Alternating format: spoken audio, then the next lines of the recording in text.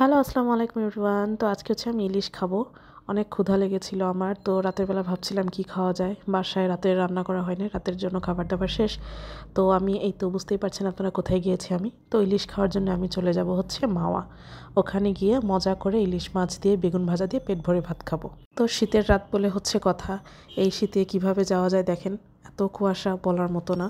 সব সময় হচ্ছে মাওয়া যাওয়ার রাস্তায় শীতে এরকম কুয়াশা থাকে, গরমের সময় হচ্ছে ব্যাপারটা আলাদা। কিন্তু শীতের সময় গাড়ির লাইট দিয়ে দেখে যেতে হয়। গাড়ি আসলে ফাস্ট চলছে না, আমি আপনাদের জন্য হচ্ছে দেখার সুবিধার্থে যেন দেখাতে পারি। তো আমি ফাস্ট করে ভিডিওটা ফাস্ট করে দিয়েছি যেন হচ্ছে বেশ কিছুটা দেখাতে পারি। তো খুবই ধীরে ধীরে যাচ্ছিলাম। আধা ঘন্টার যদি লেগে থাকে নর্মালি টাইমে, তো এই টাইমে হচ্ছে প্রায় 1 ঘন্টার মতো লেগেছে। তো দেখেন কি অবস্থা, খুবই কুয়াশা। আমরা তারপর সাবধানে সাবধানে সামনের দিকে এগোচ্ছি। তো যতই সামনের দিকে যাই ততই কুয়াশা। সামনে আশেপাশে কোনো গাড়ি আছে কিনা তাও আমরা জানি না। তো হুট করে সামনে গিয়ে দেখতে পেলাম যে একটা ট্রাক আছে। মানে অনেক দূর যাওয়ার পর হঠাৎ একটা দুইটা গাড়ি দেখা যায়। তো তাদের লাইটের মাধ্যমে তাদের দেখা যায়। তো আমরা যেতে যেতেই তো হিলসা প্রজেক্টে পৌঁছে গেলাম। এটাতে আমি এ পর্যন্ত কোনো দিন যাইনি, আশা করি যাওয়াও হবে না। আপনারা অনেকে হয়তো রিজন জানেন যে এখানের কী অবস্থা। তো আমরা নর্মালি কাঁচা লঙ্কায় যাই, আজকে আমরা চলে যাব হচ্ছে ইলিশ বাড়িতে।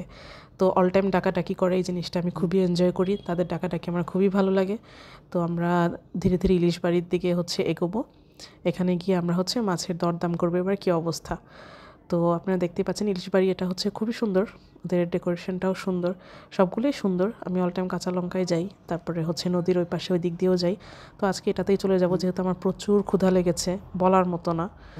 তো আমি শুধু বলছিলাম যে হচ্ছে জলদি নাও, জলদি করে দিতে বলো, আমি খাই। তো এখানে অনেকেই মাছ কেনাকাটা করছে, অনেকে হচ্ছে 3-4টা নিল। ওরা অনেক বড়, বিশাল বড় একটা ফ্যামিলি আসছে। তো এখানে আমাদের মাছের দরদাম চলছে, আমরা মাত্র 3 জন। তো আমাদের 3 জনের জন্য হচ্ছে এই সাইজের মাছটা হচ্ছে এনাফ।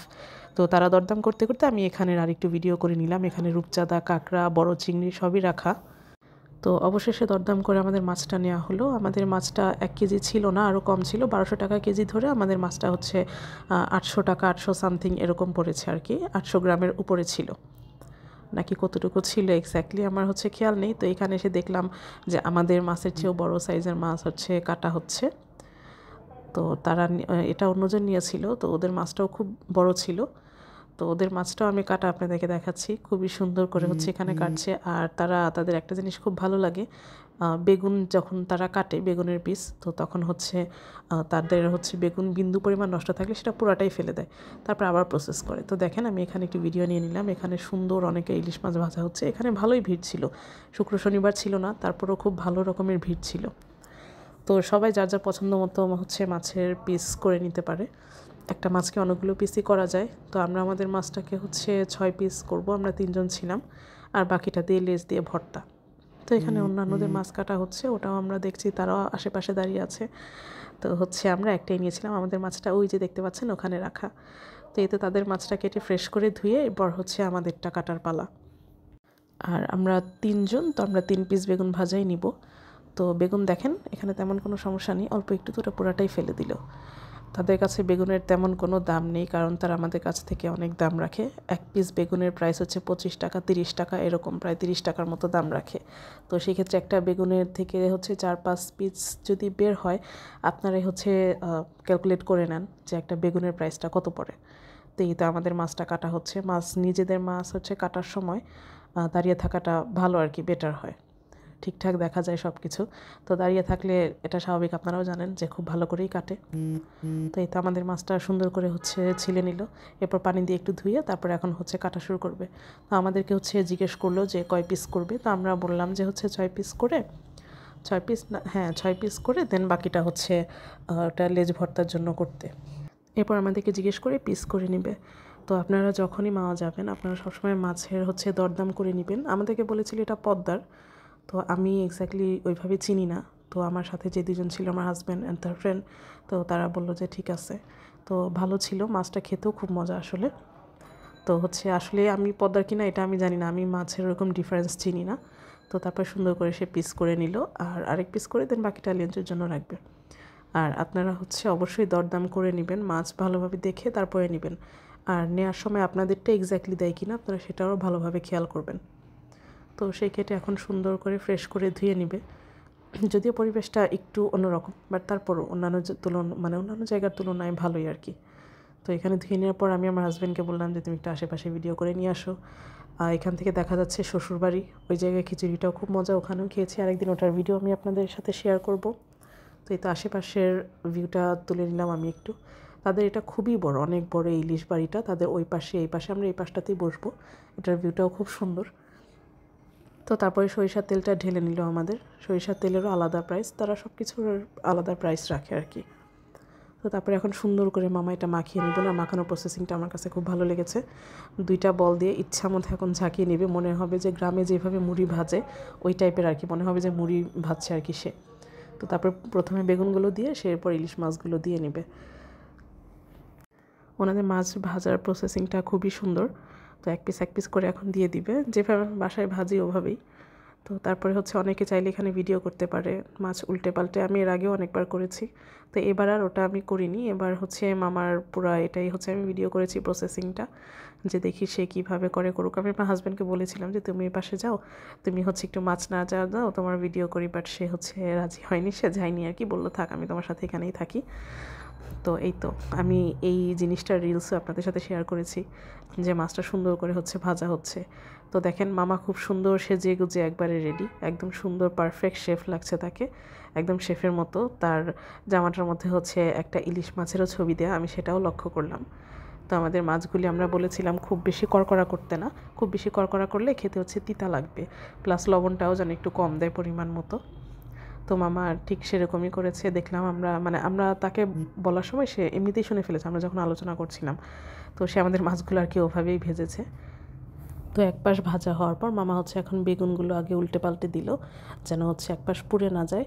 এই বেগুন ভাজাগুলো খেতে খুবই মজা লাগে, খুবই ক্রাঞ্চি হয়। নর্মালি বাসার বেগুন ভাজার চেয়ে আমার কাছে বেটার লাগে। বাসাটা বাসার মজা, ওইখানেরটা ওইখানের মজা, বাট তারপর এটা খুবই মজা হয়, খেতে আলাদা হয়। আমি প্রথমে বলেছিলাম বেগুন ভাজা খাবো না আজকে, তারপরও আমি হচ্ছে আমার হাজব্যান্ড নিল, যে জানে যে আমি পরে খাবই। তো আমি করি মাঝে মাঝে এমনটা। তারপরে মাছগুলো হচ্ছে উল্টে পাল্টে দিল, সুন্দর ভাজা হচ্ছে একদম। আমাদের মাছটা ভালোই বড় ছিল, খেয়েও অনেক মজা পেয়েছি। তো এক পাশ ভাজা হতে হতে মামা লেঞ্জিটাও উল্টো করে দিল। তো আমি এই পাশে হচ্ছে একটু ভিউ নিয়ে নিলাম। ওই সিটিনটাতে যদিও বসিনি, তো ওটা খুব সুন্দর ছিল, সামনের দিকে দেয়া। তো তারপরে তো আমাদের মাছগুলো ভাজা হয়ে গিয়েছে। আমি আগেও বললাম যে আমাদের মাছ কড়কড়া করে একদম ভাজেনি, তবে যেরকম ভেজেছে পারফেক্ট। তো এই তো এখন সেই ভর্তাটা বানিয়ে নেওয়া হবে। আমি তো এটা মিস করতেই পারি না। তো হচ্ছে মামা খুব সুন্দর করে প্রথমে হচ্ছে মাছের লেঞ্জটাকে থেতলে এর মধ্যে থেকে বড় বড় কাঁটাগুলো বের করে নেবে। তো আমি তাকে বললাম মামা আমি ভিডিও করি একটু আপনার এখানে দাঁড়িয়ে। তো সে বললো অবশ্যই মামা, এটা সবাই করে। তো দেখেন আমি ওখানে দেখতে পাচ্ছি যে অনেক বেশ কিছুটা শুকনো মরিচ রাখা ভাজা। তো সুন্দর করে কাঁটাগুলো মামা বেছে নিবে, এখান থেকে বাছা না হলেও এখানে প্রথমে থেতলে তারপরে হচ্ছে সে মাছটা ঢেলে তারপরে আবার হচ্ছে যতগুলো কাটা থাকবে বেছে নিবে। তো সুন্দর করে কুচি করে পেঁয়াজ কাটা। তো এখানে একের পর এক মামা ভর্তা বানিয়ে যাচ্ছে, তার হাতের ভর্তা খুবই মজা। মানে ভর্তা হচ্ছে মজাটা হচ্ছে মানুষের হাতের উপরও ডিপেন্ড করে, যেটা আমি মনে করি, যেভাবে যতটা এটা ভালোভাবে বানানো হবে ততটা খেতে মজা হবে। তো কাটা বাছতে বাছতে তার সাথে কথা বলা হলো। তো সে এবার হচ্ছে মাছটা ভর্তা করবে। বেশ কিছুটা পেঁয়াজ দিল, আমি আগেই বলেছি মামা পেঁয়াজটা বেশি করে দিতে, কারণ আমাদের হচ্ছে লেঞ্জটা অনেক বড় ছিল মাছের লেজটা। তো তারপরে হচ্ছে ধনেপাতা দিয়ে নিল, আমাকে বললো ঝাল কেমন দিবা। তো আমি বললাম ঝাল হচ্ছে মিডিয়াম হবে। সে শুকনো মরিচ দিল, লবণ দিল, খুব ভালোভাবে মেখে নিচ্ছে। দেখেন মানে মাখানো দেখেই খেতে ইচ্ছে করছে। আমি যখন ভয়েস দিচ্ছি ভিডিওটা দেখছি এখন, মানে আমার আবার গিয়ে খেতে ইচ্ছে করছে, মনে হচ্ছে এই মুহূর্তে পেলে খুবই ভালো লাগতো, খুবই মজা হতো খেতে। মানে এত সুন্দর করে মাখাচ্ছে, এত মজা করে যে ভর্তাটা করবে, সেটা মানে কল্পনার বাহিরে। আমি কি বলবো আপনাদের, যারা খেয়েছেন তারা অবশ্যই জানেন, আর যারা খাননি তারা যখনই মাওয়া যাবেন একবার হলেও আপনারা খাবেন। তবে দেখে শুনে মানে ইলিশ মাছ কিনবেন, তাহলে হচ্ছে খেয়ে মজা পাবেন। তো এর মধ্যে বেশ কিছুটা সে গরম তেল দিয়ে দিল, যেই তেল দিয়ে হচ্ছে আমাদের মাছ ভাজা হচ্ছিল। মাছ আর বেগুন ভাজির তেলটা এখানে গরম তেল দিয়ে দিল। সে বলল আর কি যেটা মাখানোতে মজা হবে, আর সেই গরম তেলটা এটা হচ্ছে একটা টুইস্ট, এই গরম তেলটা দিলে খুবই মজা লাগে। তারপর আমাকে হচ্ছে লবণ দেখালো যে টেস্ট হয়েছে কিনা, আমাকে আমার হাজব্যান্ডকে। তো আমি দেখে বললাম যে মামা আর একটু লাগবে, আর একটু লবণ দিলে ভালো হবে। তো তারপরে তো সে আর একটু লবণ দিয়েছে। তারপরে আরও 2-1টা কাটা হচ্ছে ছিল, ওগুলো সে হচ্ছে বেছে নিল ভালো মতো। তারপরে এই তো মাখাচ্ছে, তো মাখাচ্ছে, মাখানোর পরে ভর্তাটা এখন রেডি। তো এটা এখন সুন্দর করে হচ্ছে একটা কি বলবো এটাকে, ছোটো বাটিতে হচ্ছে দিয়ে দিবে। বেশ কিছু ভর্তা হয়েছে, মানে আমার তো মনে হচ্ছে যে ভর্তা দিয়ে ভাত খাওয়া যাবে এরকম। তো তারপরে মাছ দিয়ে বেগুন ভাজা দিয়েও খেয়েছি আমি। তো তারপরে এই তো দেখেন কি সুন্দর লাগছে, বেগুন ভাজা মাছ শুকনা মরিচ, একদম বেস্ট কম্বিনেশন, খুব সুন্দর করে দিয়েছে। তো তাদেরকে বললাম আমার পেঁয়াজ ভাজা তো দেন নাই, তো বললো যে ওটা মিস্টেক হয়ে গেছে, পেঁয়াজ ভাজাটা হচ্ছে দেয় না, আরেকদিন হচ্ছে অবশ্যই দিয়ে দিবে বললো। তো এই তো তারপরে আমি ভর্তা মাছের ভিডিও করে নিলাম, এখন হচ্ছে খাওয়ার পালা, গরম গরম ভাত দিয়ে দিল।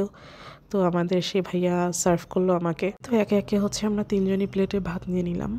তো তারপরে হচ্ছে খাওয়া স্টার্ট করবো। আমি প্রথমে হচ্ছে ভর্তা দিয়ে শুরু করলাম, সে কাঙ্ক্ষিত ভর্তা দেখেন দেখতে কী যে ইয়ামি লাগছে বলার মতো না, আমার জিভে পানি আসছে শুধু আমি যখন আপনাদেরকে ভিডিও আমি দেখাবো আর মানে ভয়েস দিচ্ছি আমি।